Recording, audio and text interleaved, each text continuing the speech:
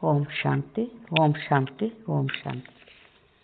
ಬಾಪ್ದಾದ ಮಧುಬನ್ ಮುರಳಿ 16/12/2025. ಇಲ್ಲಿ ಬಾಬಾ ಏನು ಹೇಳ್ತಾ ಇದ್ದಾರೆ, ಮಧುರ ಮಕ್ಕಳೇ, ನೀವು ವಿದ್ಯೆಯನ್ನು ಓದಬೇಕು ಮತ್ತು ಓದಿಸಬೇಕಾಗಿದೆ. ಇದರಲ್ಲಿ ಆಶೀರ್ವಾದದ ಮಾತಿಲ್ಲ. ನೀವು ಎಲ್ಲರಿಗೂ ಇದನ್ನೇ ತಿಳಿಸಿ ತಂದೆಯನ್ನು ನೆನಪು ಮಾಡಿದರೆ ಎಲ್ಲ ದುಃಖಗಳು ದೂರವಾಗುತ್ತವೆ. ಬಾಬಾ ಇಲ್ಲಿ ಏನು ಹೇಳ್ತಾ ಇದ್ದಾರೆ, ಈಗ ಕೆಲವು ಆತ್ಮಗಳು ಬಾಬಾನ ಏನಂತ ಕೇಳ್ತಾ ಇರ್ತಾರೆ, ಬಾಬಾ ನಮಗೆ ಆಶೀರ್ವಾದ ಮಾಡು, ನಮ್ಮನ್ನು ನಾವು ಸತ್ಯುಗಕ್ಕೆ ಹೋಗಂಗೆ ಮಾಡು, ಈ ಥರ ಎಲ್ಲ ಆಶೀರ್ವಾದ ಬೇಡ್ತಾ ಇರ್ತಾರೆ. ಇಲ್ಲಿ ಬಾಬಾ ಏನು ಹೇಳ್ತಾರೆ, ನಾನು ನಿಮಗೆ ಓದಿಸ್ತಾ ಇರೋದೇ ನಾನು ನಿಮಗೆ ನೀಡಿರುವ ಆಶೀರ್ವಾದ. ಉಳಿದಿದ್ದು ನೀವು ಪುರುಷಾರ್ಥ ಮಾಡಿ ನಿಮ್ಮ ಪದವಿನ ಪಡಿಬೇಕು ಅಂತ ಹೇಳ್ತಾರೆ ಬಾಬಾ. ಯಾಕಂದರೆ ಈಗ ಆಶೀರ್ವಾದ ಮಾಡಿದರೆ ಬಾಬಾ ಎಲ್ಲರಿಗೂ ರಾಜರೇ ಆಗ್ರಿ ಅಂತ ಆಶೀರ್ವಾದ ಮಾಡಬೇಕಾಗ್ತೈತೆ. ಎಲ್ಲರೂ ರಾಜರಾದರೆ ಅಲ್ಲಿ ಡ್ರಾಮಾ ಸರಿ ಹೋಗ್ತದ ಇಲ್ಲ.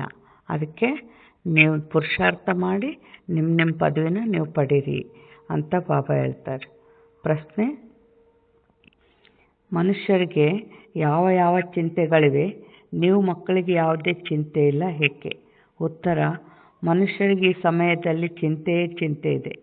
ಮಗು ರೋಗಿಯಾದರೆ ಚಿಂತೆ, ಮಗ ಮರಣ ಹೊಂದಿದರೆ ಚಿಂತೆ, ಯಾರಿಗಾದರೂ ಮಕ್ಕಳಾಗದಿದ್ದರೆ ಚಿಂತೆ, ಯಾರಾದರೂ ಹೆಚ್ಚು ದವಸ ಧಾನ್ಯಗಳನ್ನು ಇಟ್ಟುಕೊಂಡರೂ, ಪೊಲೀಸರು ಅಥವಾ ತೆರಿಗೆ ವಸೂಲಿ ಮಾಡುವವರು ಬಂದರೆಂದರೆ ಚಿಂತೆ.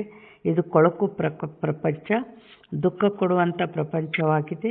ನೀವು ಮಕ್ಕಳಿಗೆ ಯಾವುದೇ ಚಿಂತೆ ಇಲ್ಲ, ಏಕೆಂದರೆ ನಿಮಗೆ ಸದ್ಗುರು ತಂದೆ ಸಿಕ್ಕಿದ್ದಾರೆ. ನಮ್ಮನ್ನು ಚಿಂತೆಯಿಂದ ದೂರ ಮಾಡಿದರು ಸದ್ಗುರು ಎಂದು ಹೇಳುತ್ತಾರೆ. ನೀವೀಗ ಇಂಥ ಪ್ರಪಂಚದಲ್ಲಿ ಹೋಗುತ್ತೀರಿ, ಎಲ್ಲಿ ಯಾವುದೇ ಚಿಂತೆ ಇಲ್ಲ. ಬಾಬಾ ಇಲ್ಲಿ ಏನು ಹೇಳ್ತಾ ಇದ್ದಾರೆ, ಈಗ ಮನುಷ್ಯರಿಗೆ ಬಹಳ ಚಿಂತೆ. ನಮಗೆ ಯಾಕೆ ಚಿಂತೆ ಇಲ್ಲ ಅಂದರೆ, ಈಗ ಬಾಬಾನಲ್ಲಿ ಬಾಬಾ ಏನು ಆನಂದದ ಶಕ್ತಿಯ ಸಾಗರ. ಆನಂದದ ಶಕ್ತಿ ಅಂದ್ರೇನು? ಏನೇ ಸಮಸ್ಯೆ ಬರಲಿ, ಏನೇ ಮಾತುಗಳು ಬರಲಿ, ಅದಕ್ಕೆ ಅಂಟಿಗೆಂಬಂಗಿರೋದು ಅದು ಆನಂದದ ಶಕ್ತಿ. ಅಂದರೆ ನಾವು ಬಾಬಾ ನೆನಪು ಮಾಡಿ ಆ ಶಕ್ತಿ ತುಂಬ್ಕೊಂಡಾಗ ಏನೇ ದುಃಖ ಆದರೂ ಕೂಡ ಅದಕ್ಕೆ ಅಂಟಿಕೊಳ್ಳಲ್ಲ. ಅದಕ್ಕೆ ನಾವು ಚಿಂತೆಯಲ್ಲಿರಲ್ಲ. ಜಗತ್ತಿನವ್ರು ಕಲಿಯುಗದರು ಬಹಳ ಚಿಂತೆ ಇದ್ದಾರೆ. ಆದರೆ ಬಾಬನ ಮಡ್ಲಲ್ಲಿ ಮಕ್ಕಳು ಮಾತ್ರ ನಿಶ್ಚಯಿತವಾಗಿ ಇದ್ದೀವಿ. ಗೀತೆ, ನೀವು ಪ್ರೀತಿಯ ಸಾಗರ ಆಗಿದ್ದೀರಿ. ಓಂ ಶಾಂತಿ. ಮಧುರಾತಿ ಮಧುರ ಮಕ್ಕಳು ಗೀತೆಯನ್ನು ಕೇಳಿದಿರಿ, ಅರ್ಥವನ್ನು ತಿಳಿದುಕೊಳ್ಳುತ್ತೀರಿ. ನಾವು ಸಹ ಮಾಸ್ಟರ್ ಪ್ರೀತಿಯ ಸಾಗರ ಆಗಬೇಕಾಗಿದೆ. ಆತ್ಮಗಳೆಲ್ಲರೂ ಸಹೋದರರಾಗಿದ್ದೀರಿ. ಆದ್ದರಿಂದ ತಂದೆಯು ತಾವು ಸಹೋದರರಿಗೆ ಹೇಳುತ್ತೇನೆ, ಹೇಗೆ ನಾನು ಪ್ರೀತಿಯ ಸಾಗರ ಆಗಿದ್ದೇನೆ, ಹಾಗೆಯೇ ನೀವು ಸಹ ಬಹಳ ಪ್ರೀತಿಯಿಂದ ನಡೆಯಬೇಕಾಗಿದೆ. ದೇವತೆಗಳಲ್ಲಿ ಬಹಳ ಪ್ರೀತಿ ಇರುತ್ತದೆ. ಅವರನ್ನು ಎಷ್ಟು ಪ್ರೀತಿ ಮಾಡುತ್ತಾರೆ, ನೈವೇದ್ಯವನ್ನಿಡುತ್ತಾರೆ. ನೀವೀಗ ಪವಿತ್ರರಾಗಬೇಕಾಗಿದೆ. ಯಾವುದೇ ದೊಡ್ಡ ಮಾತಿಲ್ಲ. ಇದು ಬಹಳ ಚೀಚಿ ಪ್ರಪಂಚವಾಗಿದೆ. ಪ್ರತಿಯೊಂದು ಮಾತಿನ ಚಿಂತೆ ಇರುತ್ತದೆ. ದುಃಖದ ಹಿಂದೆ ದುಃಖವೇ ಇದೆ. ಇದಕ್ಕೆ ದುಃಖಧಾಮವೆಂದು ಹೇಳಲಾಗುತ್ತದೆ. ಪೊಲೀಸರು ಅಥವಾ ಕಂದಾಯ ವಸೂಲಿ ಮಾಡುವವರು ಬಂದರೆ ಮನುಷ್ಯರಿಗೆ ಎಷ್ಟೊಂದು ಹಾನಿಯಾಗಿ ಬಿಡುತ್ತದೆ. ಮಾತೆ ಕೇಳಬೇಡಿ. ಯಾರಾದರೂ ಹೆಚ್ಚು ದವಸ ಧಾನ್ಯಗಳನ್ನು ಇಟ್ಟುಕೊಂಡರೂ ಪೊಲೀಸರು ಬಂದರೆಂದರೆ ತಬ್ಬಿಬ್ಬಾಗಿ ಬಿಡುತ್ತಾರೆ. ಇದು ಎಂತಹ ಕೊಳಕು ಪ್ರಪಂಚವಾಗಿದೆ. ನರಕವಲ್ಲವೇ? ಸ್ವರ್ಗವನ್ನು ನೆನಪು ಮಾಡುತ್ತಾರೆ. ನರಕದ ನಂತರ ಸ್ವರ್ಗ, ಸ್ವರ್ಗದ ನಂತರ ನರಕ. ಈ ಚಕ್ರವು ಸುತ್ತುತ್ತಿರುತ್ತದೆ. ಮಕ್ಕಳಿಗೆ ತಿಳಿದಿದೆ, ತಂದೆ ಈಗ ಸ್ವರ್ಗವಾಸಿಗಳನ್ನಾಗಿ ಮಾಡಲು ಬಂದಿದ್ದಾರೆ. ನರಕವಾಸಿಗಳಿಂದ ಸ್ವರ್ಗವಾಸಿಗಳನ್ನಾಗಿ ಮಾಡುತ್ತಾರೆ. ಅಲ್ಲಿ ವಿಕಾರವಿರುವುದೇ ಇಲ್ಲ, ಏಕೆಂದರೆ ರಾವಣನೇ ಇರುವುದಿಲ್ಲ. ಅದು ಸಂಪೂರ್ಣ ನಿರ್ವಿಕಾರಿ ಶಿವಾಲಯವಾಗಿದೆ. ಇದು ವೇಶ್ಯಾಲಯವಾಗಿದೆ. ಇನ್ನು ಸ್ವಲ್ಪ ಸಮಯದಲ್ಲಿಯೇ ನೋಡಿ, ಈ ಪ್ರಪಂಚದಲ್ಲಿ ಸುಖವೇ ಸುಖವಿರುತ್ತದೆ. ಬಾಬಾ ಇಲ್ಲಿ ಏನು ಹೇಳ್ತಾ ಇದ್ದಾರೆ, ಸ್ವಲ್ಪ ಈಗ ಈ ಕಲಿಯುಗದಲ್ಲಿ ಸ್ವಲ್ಪ ಭೂಕಂಪವಾದರೆ ಸಾಕು ಮನುಷ್ಯರ ಸ್ಥಿತಿ ಏನಾಗಿ ಬಿಡುವುದು. ಸತ್ಯಯುಗದಲ್ಲಿ ಚಿಂತೆಯ ಮಾತೇ ಇರುವುದಿಲ್ಲ. ಇಲ್ಲಂತೂ ಭಾಳಷ್ಟು ಚಿಂತೆ ಇದೆ. ಮಗು ರೋಗಿಯಾದರೆ ಚಿಂತೆ, ಮರಣ ಹೊಂದಿದರೆ ಚಿಂತೆ, ಚಿಂತೆಯೇ ಚಿಂತೆ ಇದೆ. ಚಿಂತೆಯಿಂದ ಮುಕ್ತ ಮಾಡಿದರೂ ಸದ್ಗುರು ಎಂದು ಗಾಯನವಿದೆ. ಎಲ್ಲರ ಸ್ವಾಮಿ ಅರ್ಥಾತ್ ಪ್ರಭು ಒಬ್ಬರೇ ಆಗಿದ್ದಾರಲ್ಲವೇ. ನೀವು ಶಿವತಂದೆಯ ಮುಂದೆ ಕುಳಿತಿದ್ದೀರಿ. ಈ ಬ್ರಹ್ಮನೂ ಸಹ ಗುರುವಲ್ಲ. ಇವರು ಭಾಗ್ಯಶಾಲಿ ರಥವಾಗಿದ್ದಾರೆ. ತಂದೆಯು ಈ ಭಾಗೀರಥನ ಮೂಲಕ ಓದಿಸುತ್ತಾರೆ. ಇವರು ಶಿವತಂದೆ ಈಗ ಜ್ಞಾನ ಸಾಗರನಾಗಿದ್ದಾರೆ. ನಿಮಗೂ ಸಹ ಸಂಪೂರ್ಣ ಜ್ಞಾನ ಸಿಕ್ಕಿದೆ. ನೀವು ಅರಿತುಕೊಳ್ಳದೇ ಇರುವ ದೇವತೆಗಳು ಯಾರೂ ಇಲ್ಲ. ಸತ್ಯ ಮತ್ತು ಅಸತ್ಯದ ಪರಿಶೀಲನೆ ನಿಮಗಿದೆ. ಪ್ರಪಂಚದಲ್ಲಿ ಯಾರಿಗೂ ತಿಳಿದಿಲ್ಲ. ಸತ್ಯಖಂಡವಿತ್ತು, ಈಗ ಅಸತ್ಯಖಂಡವಾಗಿದೆ. ಸತ್ಯಖಂಡವನ್ನು ಯಾವಾಗ ಮತ್ತು ಯಾರು ಸ್ಥಾಪನೆ ಮಾಡಿದರು ಎಂಬುದು ಯಾರಿಗೂ ತಿಳಿದಿಲ್ಲ. ಇದು ಅಜ್ಞಾನ ಅಂಧಕಾರದ ರಾತ್ರಿಯಾಗಿದೆ. ತಂದೆಯು ಬಂದು ಪ್ರಕಾಶವನ್ನು ಕೊಡುತ್ತಾರೆ. ನಿಮ್ಮ ಗತಿಮತವು ನಿಮಗೇ ಗೊತ್ತೆಂದು ಹಾಡುತ್ತಾರೆ. ಅಂದರೆ ಸರ್ವಶ್ರೇಷ್ಠನು ಅವರೊಬ್ಬರೇ ಆಗಿದ್ದಾರೆ. ಉಳಿದೆಲ್ಲವೂ ರಚನೆಯಾಗಿದೆ. ಇಲ್ಲೇನು ಬಾಬನ ಮಹಿಮೆ, ನಿಮ್ಮ ಗತಿಮತ ನಿಮಗೆ ಗೊತ್ತು. ಅಂದ್ರೇನು ನೋಡ್ರಿ, ಇಷ್ಟು ಕೋಟಿ ಕೋಟಿ ಆತ್ಮಗಳಾಗ ಯಾರು ಭಕ್ತಿ ಮಾಡಿರ್ತಾರೋ ಅವ್ರನ್ನೊಂದೇ ಆರಿಸಿ ಟಚ್ ಕೊಟ್ಟು ಮಡ್ಲಿಗೆ ಹಾಕ್ಕಂತಾರೆ. ಆ ಮಡ್ಲಿನಲ್ಲಿ ಹಾಕಿಕೊಂಡ ಆತ್ಮಗಳಲ್ಲಿ ಕೂಡ ಹೆಚ್ಚು ಭಕ್ತಿ ಮಾಡಿದವ್ರಿಗೆ ಹೆಚ್ಚು ಬುದ್ಧಿ ಬೀಗ ತೆಗಿತಾರೆ, ಹೆಚ್ಚು ಅರ್ಥ ಆಗ್ತದೆ. ನಾವು ಪಡಿಬೇಕು ಅಂತ ಹೆಚ್ಚು ಪುರುಷಾರ್ಥ ಮಾಡಿ ಶ್ರೇಷ್ಠ ಪದವಿ ಪಡಿತಾರೆ. ಕಡಿಮೆ ಭಕ್ತಿ ಮಾಡಿದವ್ರಿಗೆ ಕಡಿಮೆ ಬುದ್ಧಿ ಬೀಗ ತೆಗಿತಾರೆ. ಅಂದರೆ 10,000 ಅಲ್ಲ, 1 ಲಕ್ಷ ಅಲ್ಲ, 2 ಲಕ್ಷ ಅಲ್ಲ, ಕೋಟಿ ಕೋಟಿ ಆತ್ಮಗಳಾಗ ಇಷ್ಟು ಈ ಥರ ಬಾಬಾ ಮಾಡ್ತಾ ಇದ್ದಾರಲ್ಲ, ಅವ್ರ ಮಹಿಮೆನ ನಮಗೆ ಅರಿಯೋಕ್ಕಾಗಲ್ಲ. ಅದಕ್ಕೆ ಲಾಸ್ಟು ಎಲ್ಲರ ಬಾಯಾಗ ಇದೇ ಬರ್ತದೆ. ಈ ಎಲ್ಲ ಯಾರು ಭಕ್ತಿ ಮಾಡಿರ್ತಾರೋ ಅವ್ರನ್ನ ಮಾತ್ರ ಮಡ್ಲಾಗ ಹಾಕ್ಕೊಂಡು ಭಾಗ್ಯ ತುಂಬ್ತಾ ಇದ್ದಾರಲ್ಲ, ಆವಾಗ ಎಲ್ಲರೂ ನಾಳೆ ಅಂತಿಮದಲ್ಲಿ ಎಲ್ಲರಿಗೆ ಸಾಕ್ಷಾತ್ಕಾರ ಆದಾಗ ಎಲ್ಲರ ಬಾಯಿಂದ ಇದೇ ಮಾತು ಬರ್ತದೆ, ನಿನ್ನ ಗತಿಮತಿ ನಿನಗೆ ಗೊತ್ತು ಅಂತ. ಬಾಬಾ ಇಲ್ಲೇನು ಹೇಳ್ತಾ ಇದ್ದಾರೆ, ಅವರು ರಚಯಿತ ಬೇಹದ್ದಿನ ತಂದೆಯಾಗಿದ್ದಾರೆ. ಆ ಅಲೌಕಿಕ ತಂದೆಯು ಹದ್ದಿನ ತಂದೆಯಾಗಿದ್ದ ಆ ಲೌಕಿಕ ತಂದೆಯು ಹದ್ದಿನ ತಂದೆಯಾಗಿದ್ದಾರೆ. 2-4 ಮಂದಿ ಮಕ್ಕಳನ್ನು ರಚಿಸುತ್ತಾರೆ. ಮಕ್ಕಳಾಗದಿದ್ದರೆ ಚಿಂತೆಯಾಗಿ ಬಿಡುತ್ತದೆ. ಆದರೆ ಸತ್ಯುಗದಲ್ಲಿ ಈ ರೀತಿಯ ಮಾತಿರುವುದಿಲ್ಲ. ಅಲ್ಲಿ ನೀವು ದೀರ್ಘಾಯುಷ್ಯನವರು ಧನವಂತರಾಗಿರುತ್ತೀರಿ. ನೀವು ಆಶೀರ್ವಾದವನ್ನು ಕೊಡುವುದಿಲ್ಲ. ಇದು ವಿದ್ಯೆಯಲ್ಲವೇ? ನೀವು ಶಿಕ್ಷಕರಾಗಿದ್ದೀರಿ. ಕೇವಲ ಶಿವತಂದೆಯನ್ನು ನೆನಪು ಮಾಡಿದರೆ ವಿಕರ್ಮಗಳು ವಿನಾಶವಾಗುತ್ತದೆ ಎಂದು ಹೇಳುತ್ತೀರಿ. ಇದು ಸಹ ಶಿಕ್ಷಣವಾಯಿತಲ್ಲವೇ? ಇದಕ್ಕೆ ಸಹಜ ಯೋಗ ಅಥವಾ ನೆನಪು ಎಂದು ಹೇಳಲಾಗುತ್ತದೆ. ಆತ್ಮ ಅವಿನಾಶಿ, ಶರೀರ ವಿನಾಶಿಯಾಗಿದೆ. ತಂದೆಯು ತಿಳಿಸುತ್ತಾರೆ, ನಾನು ಸಹ ಅವಿನಾಶಿಯಾಗಿದ್ದೇನೆ. ಪತಿತರನ್ನು ಪಾವನ ಮಾಡಲು ಬನ್ನಿ ಎಂದು ನೀವು ನನ್ನನ್ನು ಕರೆಯುತ್ತೀರಿ. ಆತ್ಮವೇ ಹೇಳುತ್ತದೆಯಲ್ಲವೇ, ಪತಿತ ಆತ್ಮ ಮಹಾನ್ ಆತ್ಮ ಎಂದು ಹೇಳಲಾಗುತ್ತದೆ. ಪವಿತ್ರತೆ ಇದ್ದಾಗ ಸುಖ ಶಾಂತಿಯೂ ಇರುತ್ತದೆ. ಬಾಬಾ ಇಲ್ಲಿ ಏನು ಹೇಳ್ತಾ ಇದ್ದಾರೆ, ಇದು ಅತಿ ಪವಿತ್ರವಾದ ಚರ್ಚ್ ಆಗಿದೆ. ಯಾವುದು? ಈಶ್ವರೀಯ ವಿಶ್ವವಿದ್ಯಾಲಯ. ಕ್ರಿಶ್ಚಿಯನ್ನರ ಚರ್ಚ್ ಪವಿತ್ರ ಸ್ಥಾನವಾಗಿರುವುದಿಲ್ಲ. ಅಲ್ಲಿಗೆ ವಿಕಾರಿಗಳು ಹೋಗುತ್ತಾರೆ.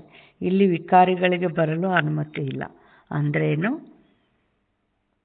ಬ್ರಹ್ಮ ತಂದೆ ಇದ್ದಾಗ ಸಾಕಾರ ಪಾಲನೆ ನಡೀತಲ್ಲ, ಆಗ ಪಾಂಡವ ಭವನದಲ್ಲಿ ಫಸ್ಟು ನಡೆದಿದ್ದು ಪುರುಷಾರ್ಥ. ಅಲ್ಲಿ ಏನು ಅಪವಿತ್ರರಿಗೆ ಅನುಮತಿ ಇದ್ದಿಲ್ಲ. ಬಾಬಾ ಏನು ಹೇಳ್ತಾ ಇದ್ದಾರೆ, ಒಂದು ಕಥೆಯೂ ಇದೆಯಲ್ಲವೇ? ಇಂದ್ರ ಸಭೆಯಲ್ಲಿ ಒಬ್ಬರು ಯಾರನ್ನೋ ಬಚ್ಚಿಟ್ಟುಕೊಂಡು ಕರೆತಂದರು. ಅದು ಎಲ್ಲರಿಗೆ ಅರ್ಥವಾಯಿತು. ಮತ್ತೆ ಅವರಿಗೆ ಕಲ್ಲಾಗಿ ಬಿಡು ಎಂದು ಶಾಪವೂ ಸಿಕ್ಕಿತು. ಆದರೆ ಇಲ್ಲಿ ಶಾಪ ಮೊದಲಾದ ಯಾವುದೇ ಮಾತಿಲ್ಲ. ಇಲ್ಲಿ ಜ್ಞಾನದ ಮಳೆಯಾಗುತ್ತದೆ. ಪತಿತರು ಯಾರೂ ಈ ಪವಿತ್ರ ಸ್ಥಾನಕ್ಕೆ ಬರಲು ಸಾಧ್ಯವಿಲ್ಲ. ಒಂದು ದಿನ ಇದು ಆಗುವುದು, ಬಹಳ ದೊಡ್ಡ ಹಾಲ್ ನಿರ್ಮಾಣವಾಗುವುದು. ಇದು ಬಹಳ ಪವಿತ್ರ ಸ್ಥಾನವಾಗಿದೆ. ನೀವು ಸಹ ಪವಿತ್ರರಾಗುತ್ತೀರಿ. ವಿಕಾರವಿಲ್ಲದೆ ಸೃಷ್ಟಿ ಹೇಗೆ ನಡೆಯುತ್ತದೆ, ಇದು ಹೇಗಾಗುವುದು ಎಂದು ಮನುಷ್ಯರು ತಿಳಿದುಕೊಳ್ಳುತ್ತಾರೆ. ಅವರಲ್ಲಿ ತಮ್ಮ ಜ್ಞಾನವಿರುತ್ತದೆ. ದೇವತೆಗಳ ಮುಂದೆ ಹೋಗಿ ತಾವು ಸರ್ವಗುಣ ಸಂಪನ್ನರು, ನಾವು ಪಾಪಿಗಳೆಂದು ಹೇಳುತ್ತಾರೆ. ಅಂದಾಗ ಸ್ವರ್ಗವು ಅತಿ ಪವಿತ್ರ ಪ್ರಪಂಚವಾಗಿದೆ. ಅವರೇ ಮತ್ತೆ 84 ಜನ್ಮಗಳನ್ನು ತೆಗೆದುಕೊಂಡು ಪುನಃ ಪವಿತ್ರರಾಗುತ್ತಾರೆ. ಅದು ಪಾವನ ಪ್ರಪಂಚ. ಇದು ಪತಿತ ಪ್ರಪಂಚವಾಗಿದೆ. ಮಕ್ಕಳಾದರೆ ಖುಷಿಯನ್ನು ಆಚರಿಸುತ್ತಾರೆ. ರೋಗಿಯಾದರೆ ಮುಖ ಸಪ್ಪೆಯಾಗಿ ಬಿಡುತ್ತದೆ. ಮರಣ ಹೊಂದಿದರೆ ಒಮ್ಮೆಲೆ ಹುಚ್ಚರಾಗಿ ಬಿಡುತ್ತಾರೆ. ಹೀಗೂ ಕೆಲವರು ಹಾಗೆ ಬಿಡುತ್ತಾರೆ. ಅಂಥವರನ್ನು ಕರೆತರುತ್ತಾರೆ.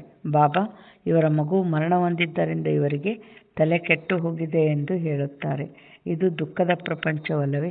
ಈಗ ತಂದೆಯು ಸುಖದ ಪ್ರಪಂಚದಲ್ಲಿ ಕರೆದುಕೊಂಡು ಹೋಗುತ್ತಾರೆ. ಅಂದ ಮೇಲೆ ಶ್ರೀಮತದಂತೆ ನಡೆಯಬೇಕು. ಬಹಳ ಒಳ್ಳೆಯ ಗುಣಗಳು ಇರಬೇಕು. ಬಾಬಾ ಏನು ಹೇಳಿದರು? ಸುಖದ ಪ್ರಪಂಚದಲ್ಲಿ ಹೋಗೋಕ್ಕೆ ಶ್ರೀಮತದಂತೆ ನಡಿಬೇಕು ಅಂದರು. ಅಂದ್ರೇನು? ಶ್ರೀಮತದಂತೆ ನಡೆದಷ್ಟು ನಮಗೆ ಪಾಸಿಟಿವ್ ಶಕ್ತಿ ತುಂಬಿ ಏಕರಸದ ನೆನಪು ಇರ್ತದೆ. ಏಕರಸದಿಂದ ಬಾಬಾ ನೆನಪು ಮಾಡ್ದಂಗೆಲ್ಲ ಶ್ರೇಷ್ಠ ಪದವಿ ಪಡೆಯುವಂಥವ್ರಾಗ್ತೀವಿ. ಬಹಳ ಒಳ್ಳೆಯ ಗುಣಗಳು ಇರಬೇಕು ಅಂತ ಹೇಳಿದರು ಬಾಬಾ. ಅಂದರೆ ನಾವು ದೈವಿ ಗುಣದಲ್ಲಿ ನಡೆದಷ್ಟು ಅಲ್ಲಿ ಪಾಸಿಟಿವ್ ಶಕ್ತಿ ತುಂಬ್ತಾ ಇರ್ತದೆ ಆತ್ಮದಲ್ಲಿ. ನಾವು ಅಸುರಿ ಗುಣಗಳಲ್ಲಿ ಬಂದ್ವಿ ಅಂದರೆ ಅಲ್ಲಿ ಕ್ರೋಧ, ದ್ವೇಷ, ನೆಗೆಟಿವ್ ಎನರ್ಜಿ ತುಂಬಿ ಆತ್ಮ ಭಾರ ಆಗಿಬಿಡ್ತದೆ. ಪರಂಧಾಮಕ್ಕೆ ಹಾರಲ್ಲ. ಅದಕ್ಕೆ ದೈವಿ ಗುಣದಲ್ಲಿ ನಡೆದಷ್ಟು ನಾವು ಆತ್ಮ ಹಗುರವಾಗಿ ಇರ್ತೀವಿ. ಸದಾ ಏಕರಸದ ನೆನಪು ಇರ್ತದೆ. ಬಾಬಾ ಇಲ್ಲಿ ಏನು ಹೇಳ್ತಾ ಇದ್ದಾರೆ? ಯಾರು ಮಾಡುವರೋ ಅವರು ಪಡೆಯುವರು. ದೈವಿ ನಡವಳಿಕೆಯೂ ಬೇಕಾಗಿದೆ. ಶಾಲೆಯಲ್ಲಿ ರಿಜಿಸ್ಟರ್ನಲ್ಲಿ ನಡವಳಿಕೆಯನ್ನು ನೋಡುತ್ತಾರೆ. ಕೆಲವರಂತೂ ಹೊರಗೆ ಅಲೆಯುತ್ತಿರುತ್ತಾರೆ. ತಂದೆ ತಾಯಿಯ ಉಸಿರು ಕಟ್ಟಿಸುತ್ತಾರೆ. ಈಗ ತಂದೆಯು ಶಾಂತಿಧಾಮ ಸುಖಧಾಮದಲ್ಲಿ ಕರೆದುಕೊಂಡು ಹೋಗುತ್ತಾರೆ. ಇದಕ್ಕೆ ಶಾಂತಿಯ ಶಿಖರವೆಂದು ಹೇಳಲಾಗುತ್ತದೆ. ಎಲ್ಲಿ ಆತ್ಮಗಳು ನಿವಾಸ ಮಾಡುತ್ತೀರೋ ಅದು ಶಾಂತಿಯ ಶಿಖರವಾಗಿದೆ. ಸೂಕ್ಷ್ಮವತನವು ಮೂವಿಯಾಗಿದೆ. ಕೇವಲ ನೀವು ಅದರ ಸಾಕ್ಷಾತ್ಕಾರ ಮಾಡುತ್ತೀರಿ, ಬಾಕಿ ಮತ್ತೇನೂ ಇಲ್ಲ. ಇದರಲ್ಲಿಯೂ ಮಕ್ಕಳಿಗೆ ಸಾಕ್ಷಾತ್ಕಾರವಾಗಿದೆ. ಸತ್ಯಯುಗದಲ್ಲಿ ವೃದ್ಧರಾದಾಗ ಖುಷಿಯಿಂದ ಶರೀರವನ್ನು ಬಿಡುತ್ತಾರೆ. ಇದು 84 ಜನ್ಮಗಳ ಹಳೆಯ ಪೊರೆಯಾಗಿದೆ. ತಂದೆ ತಿಳಿಸುತ್ತಾರೆ, ನೀವು ಪಾವನರಾಗಿದ್ದಿರಿ, ಈಗ ಪತಿತರಾಗಿದ್ದೀರಿ. ನಿಮ್ಮನ್ನು ಪಾವನ ಮಾಡಲು ತಂದೆಯು ಬಂದಿದ್ದಾರೆ. ನೀವು ನನ್ನನ್ನು ಕರೆದಿರಲ್ಲವೇ? ಜೀವಾತ್ಮನೇ ಪತಿತನಾಗಿದೆ, ಮತ್ತೆ ಅದೇ ಪಾವನವಾಗುತ್ತದೆ. ನೀವು ಈ ದೇವಿ ದೇವತಾ ಮನೆತನದವರಾಗಿದ್ದಿರಿ, ಈಗ ಅಸುರಿ ಮನೆತನದವರಾಗಿದ್ದೀರಿ. ಅಸುರಿ ಮತ್ತು ಈಶ್ವರೀಯ ಅಥವಾ ದೈವಿ ಮನೆತನದಲ್ಲಿ ಎಷ್ಟೊಂದು ಅಂತರವಿದೆ. ನಿಮ್ಮದು ಇದು ಬ್ರಾಹ್ಮಣ ಕುಲವಾಗಿದೆ. ವಂಶಾವಳಿಗೆ ಮನೆತನವೆಂದು ಹೇಳಲಾಗುತ್ತದೆ. ಅಲ್ಲಿ ರಾಜ್ಯವಿರುತ್ತದೆ, ಇಲ್ಲಿ ರಾಜ್ಯವಿಲ್ಲ. ಗೀತೆಯಲ್ಲಿ ಪಾಂಡವರು ಮತ್ತು ಕೌರವರ ರಾಜ್ಯವನ್ನು ಬರೆದಿದ್ದಾರೆ, ಆದರೆ ಈ ರೀತಿ ಇಲ್ಲ. ಬಾಬಾ ಏನು ಹೇಳಿದರು? ಗೀತೆಯಲ್ಲಿ ಪಾಂಡವರ ಕೌರವರ ಕಥೆ ಇದೆ, ಅದು ಇಲ್ಲ. ಅಂದ್ರೇನು? ಅಲ್ಲಿ ಪಾಂಡವರು ಅಂದರೆ ಯಾರು? ಇಲ್ಲಿ ಪರಮಾತ್ಮನಿಗೆ ಪ್ರಿಯರು. ಅಲ್ಲಿ ಏನು ಮಹಾಭಾರತದಾಗ ಕೃಷ್ಣನ ಮೇಲೆ ಪ್ರೀತಿ ಇತ್ತಲ್ಲ ಪಾಂಡವರಿಗೆ, ಅಂದರೆ ಅವರು ಕೃಷ್ಣನೇ ಪರಮಾತ್ಮ ಅಂತ ತಿಳ್ಕೊಂಡಿದ್ರಲ್ಲ, ಅದಕ್ಕೆ ಕೃಷ್ಣನ ಮೇಲೆ ಪ್ರೀತಿ ಇರೋದು ತೋರಿಸ್ತಾರೆ. ಆದರೆ ಇಲ್ಲಿ ನಿರಾಕಾರ ಪರಮಾತ್ಮನೇ ಭಗವಂತ. ಪಾಂಡವರು ಯಾರು? ಪರಮಾತ್ಮ. ಈಗ ನಾವೆಲ್ಲ ಮಕ್ಕಳು ಬಾಬನ ಮೇಲೆ ಪ್ರೀತಿ ಇರೋದಕ್ಕೆ ಬಾಬನ ಮಡ್ಲಲ್ಲಿ ನಾವು ಪುರುಷಾರ್ಥ ಮಾಡ್ತಾಯಿದ್ವಿ. ಯಾರು ಜ್ಞಾನಕ್ಕೆ ಬರಲ್ಲೋ ಅವರು ಕೌರವರು. ಅಂದರೆ ದುರ್ಯೋಧನ ಏನು ಕೃಷ್ಣನ ಮೇಲೆ ನಂಬಿಕೆ ಬರಲಿಲ್ಲ, 11 ಅಕ್ಷೋಣಿ ಸೈನ್ಯದ ಮೇಲೆ ನಂಬಿಕೆ ಬಂತು. ಅಂದರೆ ದೇಹದ ಸಂಪತ್ತು, ದೇಹದ ಬಲದಲ್ಲಿ ಅವರು ನಂಬಿಕೆ ಇಟ್ಟಾರೆ. ಅವರೇ ಜ್ಞಾನಕ್ಕೆ ಬರಲಾರ್ದವ್ರೇನು? ಅವರು ಕೌರವರು. ಹೆಂಗೆ ದುರ್ಯೋಧನ ನನ್ನ ರಾಜ್ಯ, ನನ್ನ ಸೇನೆ, ನನ್ನ ರಾಜ್ಯ, ನನ್ನ ಸಂಪತ್ತು ಅಂತಿದ್ನಲ್ಲ, ಅದರಂತೆ ಇವರು ಜ್ಞಾನಕ್ಕೆ ಬರಲಾರ್ದವರು ನನ್ನ ಮನೆ, ನನ್ನ ಮಕ್ಕಳು, ನನ್ನ ಆಸ್ತಿ, ನಂದು ಅಂತ ಇದ್ದಾರೆ. ಜ್ಞಾನಕ್ಕೆ ಬರಲಾರ್ದವರೆಲ್ಲ ಕೌರವರು, ಜ್ಞಾನಕ್ಕೆ ಬಂದಿರೋರು ಪಾಂಡವರು, ವಿದೇಶದವರು ಯಾದವರು ಅಂತ ಬಾಬಾ ಹೇಳ್ತಾ ಇದ್ದಾರೆ. ಇಲ್ಲಿ ಬಾಬಾ ಏನು ಹೇಳ್ತಾ ಇದ್ದಾರೆ, ನೀವಂತೂ ಆತ್ಮಿಕ ಮಕ್ಕಳಾಗಿದ್ದೀರಿ. ತಂದೆ ತಿಳಿಸುತ್ತಾರೆ, ಮಧುರ ಮಕ್ಕಳೇ, ಬಹಳ ಬಹಳ ಮಧುರರಾಗಿ ದೇಹಾಭಿಮಾನವನ್ನು ಬಿಡಿ. ದೇಹಾಭಿಮಾನದ ಕಾರಣವೇ ಪ್ರೀತಿಯ ಸಾಗರರಾಗುವುದಿಲ್ಲ. ಬಾಬಾ ಏನು ಹೇಳಿದರು, ದೇಹಾಭಿಮಾನದ ಕಾರಣನೇ ಪ್ರೀತಿಯ ಸಾಗರ ಆಗಲ್ಲ ಅಂದರು. ಅಂದ್ರೇನು, ದೇಹ ಸ್ವಲ್ಪ ನಮಗೆ ಗೌರವ ಸಿಗಲಿಲ್ಲ ಅಂದ್ರೂ ಸಿಡಿಸಿಡಾಪನ್ನಲ್ಲಿ ಬರ್ತೀವಿ. ಆದರೆ ಅದೆಲ್ಲ ಹೋಗಬೇಕು ಅಂತ ಹೇಳ್ತಾರೆ ಬಾಬಾ. ಆತ್ಮಾಭಿಮಾನಿ ಸ್ಥಿತಿ ಇತ್ತು ಅಂದರೆ ಶಾಂತಿ, ಕರುಣೆ, ಕ್ಷಮೆ, ಪ್ರೀತಿ, ಪವಿತ್ರತೆ, ಈ ಎಲ್ಲ ಗುಣಗಳಿದ್ದಾಗ ನಾವು ಎಲ್ಲರಿಗೆ ಸುಖವನ್ನೇ ಕೊಡುವಂಥವ್ರಾಗಿರ್ತೀವಿ, ಪ್ರೀತಿ ಕೊಡೋಂಥವ್ರಾಗಿರ್ತೀವಿ. ಆತ್ಮಿಕ ಸ್ಥಿತಿ ಇಲ್ಲ, ದೇಹಾಭಿಮಾನ ಇತ್ತು ಅಂದರೆ ಅಲ್ಲಿ ನಾವು ಪ್ರೀತಿಯ ಸಾಗರ ಆಗಲ್ಲ ಅಂತ ಬಾಬಾ ಹೇಳ್ತಾರೆ. ನೀವು ಪ್ರೀತಿಯ ಸಾಗರರಾಗುವುದಿಲ್ಲ, ಆದ್ದರಿಂದ ಮತ್ತೆ ಬಹಳ ಶಿಕ್ಷೆಗಳನ್ನು ಅನುಭವಿಸಬೇಕಾಗುತ್ತದೆ. ಪೆಟ್ಟು ತಿಂದು ಅಲ್ಪ ಸ್ವಲ್ಪ ರೊಟ್ಟಿ ತಿಂದಂತಾಗುವುದು. ಸ್ವರ್ಗದಲ್ಲಿ ಹೋಗುತ್ತೀರಿ, ಆದರೆ ಬಹಳ ಪೆಟ್ಟು ತಿನ್ನುವಿರಿ. ಶಿಕ್ಷೆಗಳು ಹೇಗೆ ಸಿಗುತ್ತವೆ ಎಂಬುದು ಸಹ ನೀವು ಆತ್ಮಗಳು ಸಾಕ್ಷಾತ್ಕಾರ ಮಾಡಿದ್ದೀರಿ. ಬಾಬಾ ಏನು ಹೇಳ್ತಾ ಇದ್ದಾರೆ, ನಾವು ಆತ್ಮಿಕ ಸ್ಥಿತಿಯಲ್ಲಿದ್ದು ದೈವಿ ಗುಣಗಳಂತೆ ನಡೆದಾಗ ನಾವು ಶಿಕ್ಷೆನ ಭೋಗಿಸಲ್ಲ. ನಾವು ದೇಹಾಭಿಮಾನದಲ್ಲಿದ್ದು ತಪ್ಪೇ ಮಾಡ್ತಾ ಇದ್ದೀವಿ ಅಂದರೆ ಏನಾಗ್ತದೆ, ಅಂತಿಮದಲ್ಲಿ ಶಿಕ್ಷೆನ ಅನುಭವಿಸ್ಬೇಕಾಗ್ತದೆ. ಬಾಬಾ ಅಂತಿಮದಲ್ಲಿ ಸಾಕ್ಷಾತ್ಕಾರ ಮಾಡಿಸಿನೇ ಶಿಕ್ಷೆ ಕೊಡ್ತೀನಿ ಅಂತ ಹೇಳ್ಯಾರ ಬಾಬಾ. ನಾನು ಹೇಗೆ ನಿಮಗೆ ಪಾಲನೆ ಕೊಟ್ಟರು ಕೂಡ ನೀವು ಹೇಗೆ ತಪ್ಪು ಮಾಡಿದ್ದೀರಿ ಎಲ್ಲದನ್ನು ಸಾಕ್ಷಾತ್ಕಾರ ಮಾಡಿಸಿನೇ ಶಿಕ್ಷೆ ಕೊಡ್ತಾರೆ ಬಾಬಾ ಅಂತಿಮದಲ್ಲಿ. ತಂದೆಯಂತೂ ತಿಳಿಸಿದ್ದಾರೆ, ಮಕ್ಕಳೇ ಬಹಳ ಪ್ರೀತಿಯಿಂದ ನಡೀರಿ, ಇಲ್ಲವಾದರೆ ಕ್ರೋಧದ ಅಂಶವಾಗಿ ಬಿಡುತ್ತದೆ. ಅಭಿನಂದನೆಗಳನ್ನು ಹೇಳಿ, ತಂದೆಯು ಸಿಕ್ಕಿದ್ದಾರೆ. ಯಾರು ನಮ್ಮನ್ನು ನರಕದಿಂದ ತೆಗೆದು ಸ್ವರ್ಗದಲ್ಲಿ ತೆಗೆದುಕೊಂಡು ಹೋಗುತ್ತಾರೆ. ಶಿಕ್ಷೆಗಳನ್ನು ಅನುಭವಿಸುವುದು ಬಹಳ ಕೆಟ್ಟದ್ದಾಗಿದೆ. ನೀವು ತಿಳಿದುಕೊಂಡಿದ್ದೀರಿ, ಸತ್ಯುಗದಲ್ಲಿ ಪ್ರೀತಿಯ ರಾಜಧಾನಿ ಇರುತ್ತದೆ. ಪ್ರೀತಿಯ ವಿನಃ ಮತ್ತೇನೂ ಇಲ್ಲ. ಇಲ್ಲಾದರೆ ಚಿಕ್ಕ ಮಾತಿಗೆ ಚೆಹರೆಯು ಬದಲಾಗಿ ಬಿಡುತ್ತದೆ. ತಂದೆಯು ತಿಳಿಸುತ್ತಾರೆ, ನಾನು ಪತಿತ ಪ್ರಪಂಚದಲ್ಲಿ ಬಂದಿದ್ದೇನೆ. ನನಗೆ ಪತಿತ ಪ್ರಪಂಚದಲ್ಲಿಯೇ ನಿಮಂತ್ರಣ ಕೊಡುತ್ತೀರಿ.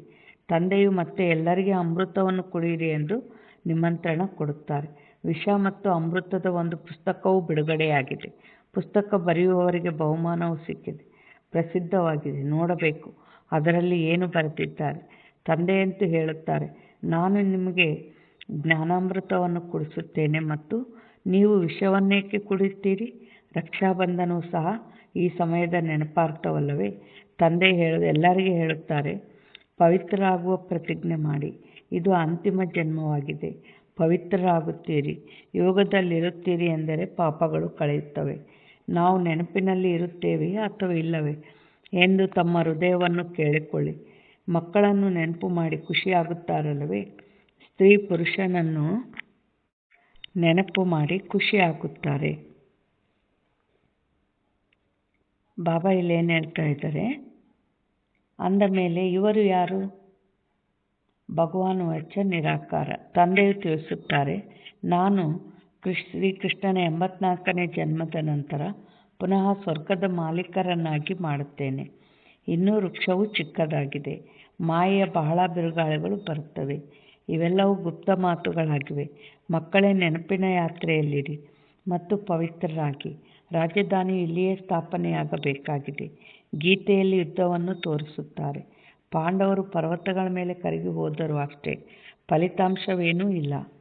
ಈಗ ನೀವು ಮಕ್ಕಳು ಸೃಷ್ಟಿಯ ಆದಿ ಮಧ್ಯ ಅಂತ್ಯವನ್ನು ತಿಳಿದುಕೊಂಡಿದ್ದೀರಿ. ತಂದೆಯು ಜ್ಞಾನಸಾಗರನಲ್ಲವೇ, ಅವರು ಪರಮಾತ್ಮನಾಗಿದ್ದಾರೆ.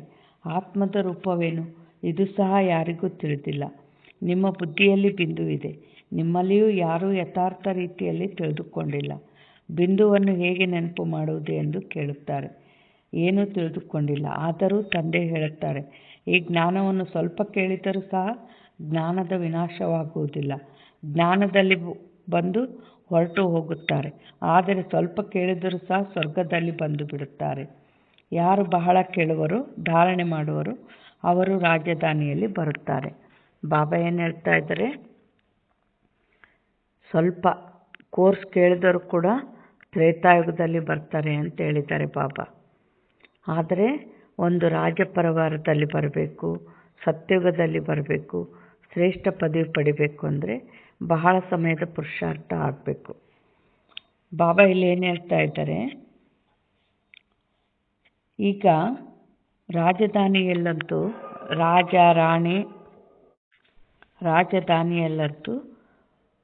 ರಾಜ ರಾಣಿ ಮೊದಲಾದವರೆಲ್ಲರೂ ಇರುತ್ತಾರಲ್ಲವೇ, ಅಲ್ಲಿ ಮಂತ್ರಿ ಇರುವುದಿಲ್ಲ.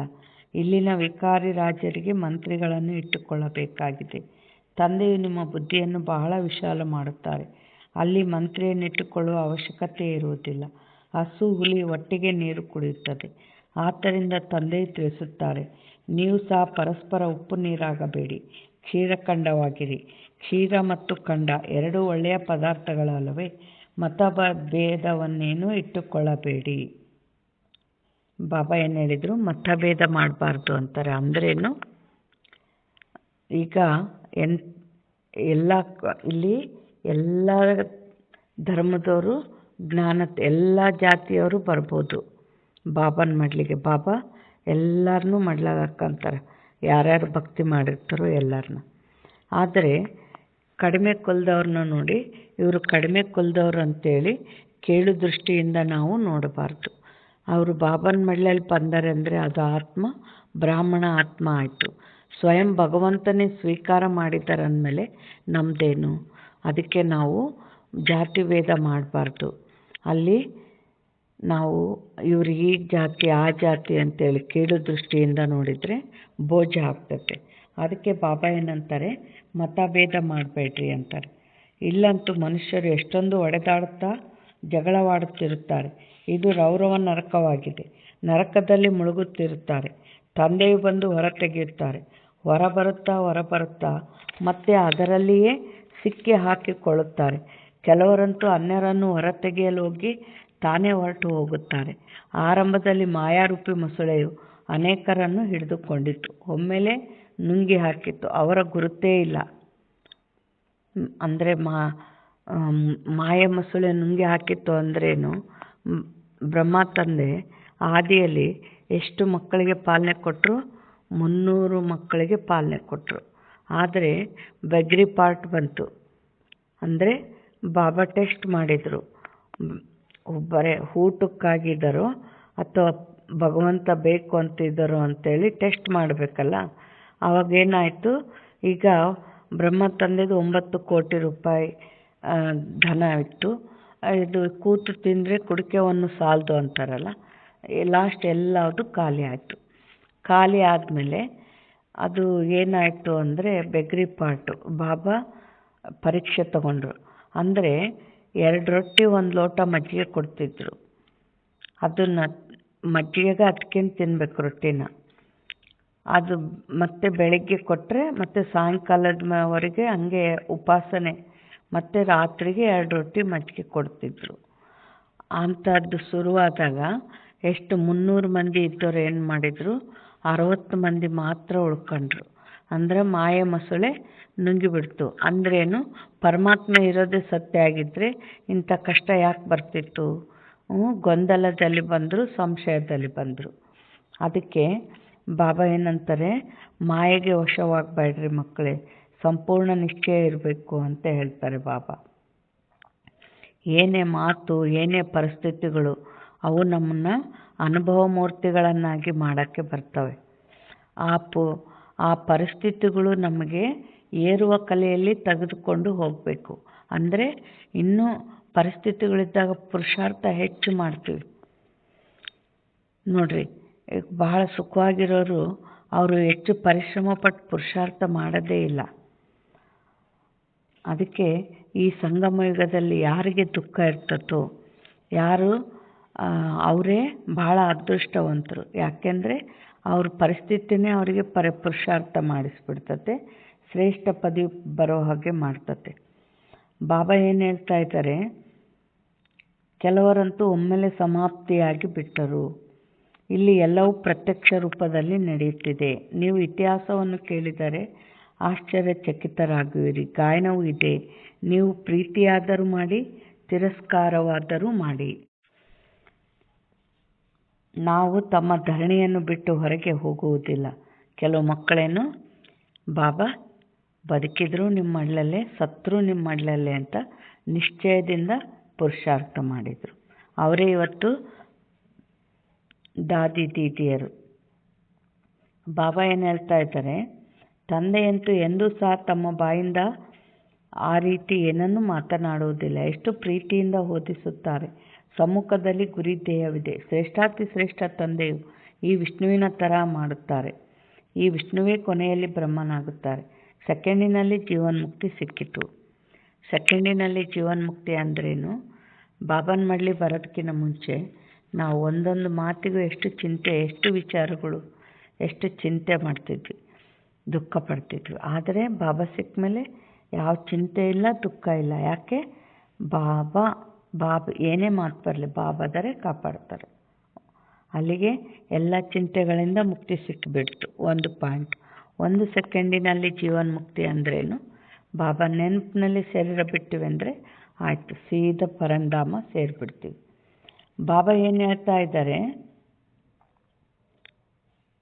ಈಗ ಸೆಕೆಂಡಿನಲ್ಲಿ ಜೀವನ್ಮುಕ್ತಿ ಸಿಕ್ಕಿತ್ತು. ನಂತರ 84 ಜನ್ಮಗಳನ್ನು ತೆಗೆದುಕೊಂಡು ಈ ರೀತಿ ಆದರು. ಅಂದರೆ ಮತ್ತೆ ಬ್ರಹ್ಮ ತಂದೆ ಪುರುಷಾರ್ಥ ಮಾಡಿ ಏನಾಗ್ತಾರೆ? ವಿಷ್ಣು ಆಗ್ತಾರೆ. ವಿಷ್ಣುವಿನಿಂದ 84 ಜಗನ್ನು ತಗೊಂಡು ಮತ್ತೆ ಬ್ರಹ್ಮನಾಗ್ತಾರೆ.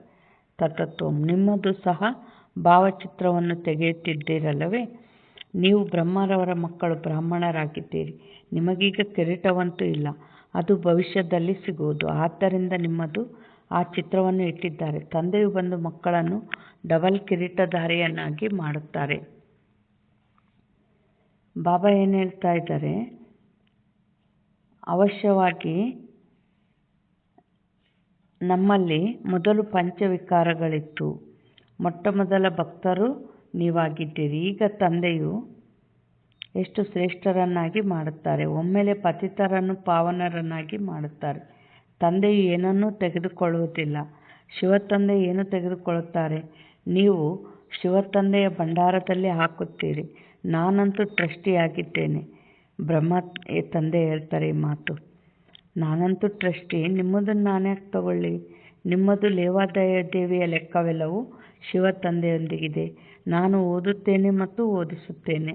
ಯಾರು ತನ್ನದೆಲ್ಲವನ್ನು ಕೊಟ್ಟು ಬಿಟ್ಟರೋ ಅವರು ಮತ್ತೆ ನಿಮ್ಮಿಂದ ತೆಗೆದುಕೊಳ್ಳುವರೇ. ಯಾವುದೇ ವಸ್ತುವಿನಲ್ಲಿ ಮಮತೆ ಇರುವುದಿಲ್ಲ. ಯಾರಾದರೂ ಮರಣ ಹೊಂದಿದರೆ ಸ್ವರ್ಗಸ್ಥರಾದರೆಂದು ಹೇಳುತ್ತಾರೆ. ಮತ್ತೆ ಅವರಿಗೆ ನರಕದ ಆಹಾರ ಪಾನೀಯಗಳನ್ನು ಏಕೆ ತಿನ್ನಿಸುತ್ತೀರಿ? ಅಜ್ಞಾನವಲ್ಲವೇ? ನರಕದಲ್ಲಿದ್ದರು ಅಂದ ಮೇಲೆ ಪುನರ್ಜನ್ಮವು ನರಕದಲ್ಲಿಯೇ ಆಗುವುದಲ್ಲವೇ? ನೀವೀಗ ಅಮರಲೋಕಕ್ಕೆ ಹೋಗುತ್ತೀರಿ. ಇದು ಬಾಜೋಲಿ ಆಟವಾಗಿದೆ.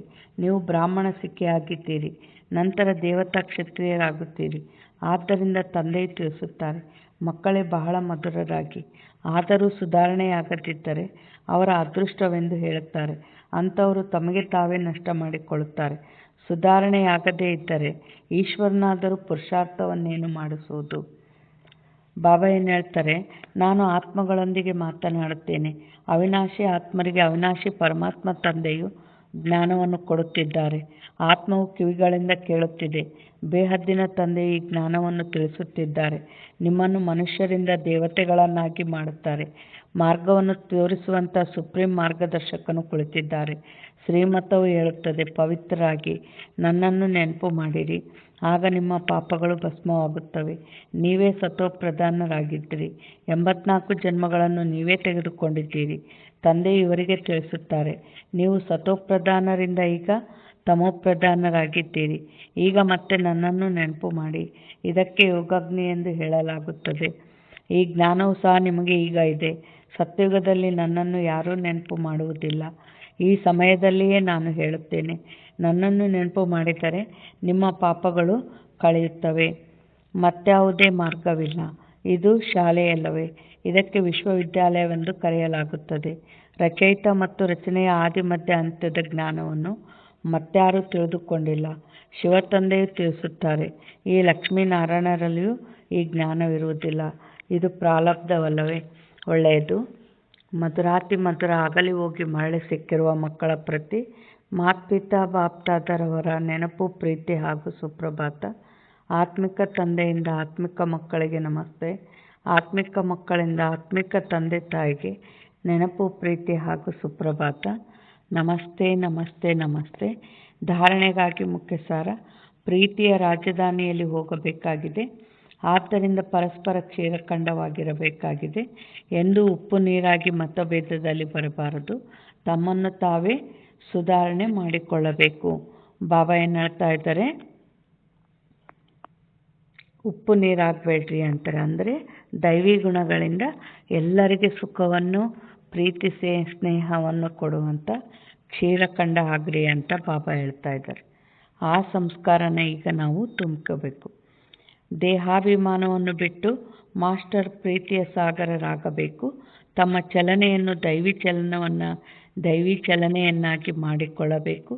ಬಹಳ ಬಹಳ ಮಧುರರಾಗಿ ನಡೆಯಬೇಕಾಗಿದೆ. ವರದಾನ: ಮನಸ್ಸಿನ ಸ್ವತಂತ್ರತೆಯ ಮುಖಾಂತರ ಸರ್ವ ಆತ್ಮಗಳಿಗೆ ಶಾಂತಿಯ ದಾನ ಕೊಡುವಂಥ ಮನಸ್ಸಿನಿಂದ ಮಹಾದಾನಿ ಭವ. ವರದಾನದ ಸಾರ: ಬಂಧನದಲ್ಲಿರುವ ಮಾತೆಯರು ತನುವಿನಿಂದ ಬಲೆ ಪರತಂತ್ರ ಇರಬಹುದು. ಅಂದರೆ ಅವರು ಮನೆಯ ಪತಿ ಬೇಡ ಅಂತಿರ್ತಾರೆ, ಮತ್ತು ಇಲ್ಲ ಬಹಳ ಕೆಲಸಗಳಿರ್ತವೆ, ಹೋಗೋಕ್ಕಾಗಲ್ಲ, ಯಾರೇನಂತಾರೋ ಏನೋ. ಕೆಲವು ಮಾತೆಯರು ಬಂಧನದಲ್ಲಿರ್ತಾರೆ. ಆದರೆ ಮನಸ್ಸಿನಿಂದ ಸದಾ ಸ್ವತಂತ್ರವಾಗಿದ್ದಾರೆ. ದೇಹನ ಕಟ್ಟಿ ಹಾಕ್ಬೋದು, ಬಟ್ ಮನಸ್ಸನ್ನು ಯಾರು ಕಟ್ಟಿ ಹಾಕೋಕ್ಕಾಗಲ್ಲಲ್ಲ. ಆದ್ದರಿಂದ ತಮ್ಮ ವೃತ್ತಿಯ ಮುಖಾಂತರ, ಶುದ್ಧ ಸಂಕಲ್ಪದ ಮುಖಾಂತರ ವಿಶ್ವದ ವಾಯುಮಂಡಲವನ್ನು ಬದಲಾಯಿಸುವಂಥ ಸೇವೆಯನ್ನು ಮಾಡಲು ಸಾಧ್ಯ. ಬಾಬಾ ಏನು ಹೇಳ್ತಾರೆ? ನಾವು ಕೆಲಸ ಮಾಡ್ತಾನೆ ಅಲ್ಲಿ ಮನಸ ಸೇವೆ ಮಾಡೋದು ಮನೆಯಲ್ಲಿದ್ದೆ. ಈಗ 63 ಜನ್ಮದ ಪಾಪ ಮಾಡಿವಿ, ಪಾಪದ ಶಕ್ತಿ ಹರಡತ್ತೆ. ಈಗ ನಾವು ಬಾಬಾ ನೆನಪು ಮಾಡಿ ದೈವಶಕ್ತಿ ತುಂಬ್ಕೊಂಡು ಆ ದೈವಶಕ್ತಿನ ಪ್ರಕೃತಿಗೆ, ಆತ್ಮಗಳಿಗೆಲ್ಲ ಹರಡಬೇಕು. ಆ ಸೇವೆ ಮಾಡ್ಬೋದಲ್ಲ ಮನೆಯಲ್ಲಿದ್ದೆ ಅಂತ ಬಾಬಾ ಹೇಳ್ತಾರೆ. ಇತ್ತೀಚೆಗೆ ವಿಶ್ವಕ್ಕೆ ಮನಸ್ಸಿನ ಶಾಂತಿಯ ಅವಶ್ಯಕತೆ ಇದೆ. ಆದ್ದರಿಂದ ಮನಸ್ಸಿನಿಂದ ಸ್ವತಂತ್ರ ಆತ್ಮ ಮನಸ್ಸಿನ ಮುಖಾಂತರ ಶಾಂತಿಯ ವೈಬ್ರೇಷನ್ ಹರಡಲು ಸಾಧ್ಯ. ಶಾಂತಿಯ ಸಾಗರ ತಂದೆಯ ನೆನಪಿನಲ್ಲಿರುವುದರಿಂದ ಸ್ವತಃವಾಗಿ ಶಾಂತಿಯ ಕಿರಣಗಳು ಹರಡುತ್ತಿರುತ್ತವೆ. ಈ ರೀತಿ ಶಾಂತಿಯ ದಾನ ಕೊಡುವಂಥವರೇ ಮನಸ್ಸಿನಿಂದ ಮಹಾದಾನಿಗಳು. ಸ್ಲೋಗನ್: ಸ್ನೇಹ ರೂಪದ ಅನುಭವವನ್ನಂತೂ ಹೇಳುವಿರಿ, ಈಗ ಶಕ್ತಿ ರೂಪದ ಅನುಭವವನ್ನು ತಿಳಿಸಿ. ಅಂದರೆ ಬಾಬಾನಿಂದ ನಾವು ಏನು ಪಾರಾಗೋದು, ಬಾಬಾ ನಮ್ಗೆ ಹೆಂಗೆ ಸುಖ ಕೊಡ್ತಾರೆ, ಹೇಗೆ ನಿಶ್ಚಿಂತ ಚಕ್ರವರ್ತಿಯನ್ನಾಗಿ ಮಾಡಿದ್ದಾರೆ, ಅದರ ವರ್ಣನೆ ಮಾಡ್ತೀವಿ. ಬಟ್ ಶಕ್ತಿ ರೂಪದ ಅನುಭವ ತಿಳಿಸಿ ಅಂತಾರೆ. ಅಂದರೆ ನಾವು ಶಕ್ತಿ ಸ್ವರೂಪರಾಗಿ ಸೇವೆಯಲ್ಲಿ ಮುಂದುವರೆದಾಗ ಎಲ್ಲಿ ಸೇವೆಯಲ್ಲಿ ಹೇಗೆ ಸಫಲತೆ ಪಡಿತೀವಿ ಅದರ ಅನುಭವ ತಿಳಿಸ್ರಿ ಅಂತ ಹೇಳ್ತಾರೆ ಬಾಬಾ. ಅವ್ಯಕ್ತ ಸೂಚನೆ: ಪ್ರತಿಯೊಬ್ಬ ಬ್ರಾಹ್ಮಣ ತಂದೆಯ ಸಮಾನ ಚೈತನ್ಯ ಚಿತ್ರಗಳಾಗಿ ಲೈಫ್ ಮತ್ತು ಮೈಟ್ ಹೌಸ್ನ ಕಣ್ಣೋಟರಾಗರಿ. ಸಂಕಲ್ಪ ಶಕ್ತಿಯ ಶಾಂತಿಯ ಭಾಷಣವನ್ನು ತಯಾರು ಮಾಡಿ ಮತ್ತು ಕರ್ಮಾತೀತ ಸ್ಟೇಜ್ ಮೇಲೆ ವರದಾನಿ ಮೂರ್ತಿಯ ಪಾತ್ರವನ್ನು ಅಭಿನಯಿಸಿ. ಆಗ ಸಂಪೂರ್ಣತೆಯು ಸಮೀಪ ಬರುವುದು. ನಂತರ ಸೆಕೆಂಡಿಗಿಂತಲೂ ಬೇಗ ಎಲ್ಲಿ ಕರ್ತವ್ಯ ಮಾಡಿಸಬೇಕಾಗಿದೆ ಅಲ್ಲಿ ವೈರ್ಲೆಸ್ ಮೂಲಕ ಡೈರೆಕ್ಷನ್ ಕೊಡಬಹುದು. ಸೆಕೆಂಡ್ನಲ್ಲಿ ಕರ್ಮಾತೀತ ಸ್ಟೇಜ್ನ ಆಧಾರದಿಂದ ಸಂಕಲ್ಪ ಮಾಡಿದಿರಿ ಮತ್ತು ಎಲ್ಲಿ ಬೇಕೋ ಅಲ್ಲಿ ಆ ಸಂಕಲ್ಪ ತಲುಪಿಬಿಟ್ಟಿತು. ಅಂದರೆ ಬಾಬಾ ಏನು ಹೇಳ್ತಾರಂದರೆ, ಜಾನಕಿ ದಾದಿ ಈ ಜಾಗದಾಗ ಒಂದು ಸೆಂಟರ್ ಆಗಲಿ ಅಂತ ಸಂಕಲ್ಪ ಮಾಡಿದರೆ ಹಾಗೇ ಬಿಡ್ತಿತ್ತಂತೆ. ಅಂದರೆ ನಿಮ್ಮಲ್ಲಿ ಅಷ್ಟು ವೈರ್ಲೆಸ್ ಸಂಕಲ್ಪ, ಈ ಥರ ಕರ್ಮಾತೀತ ಸ್ಟೇಜು ಆಗಬೇಕು ನಿಮ್ಮದು ಅಂತ ಹೇಳ್ತಾರೆ ಬಾಬಾ. ಒಳ್ಳೆಯದು. ಓಂ ಶಾಂತಿ.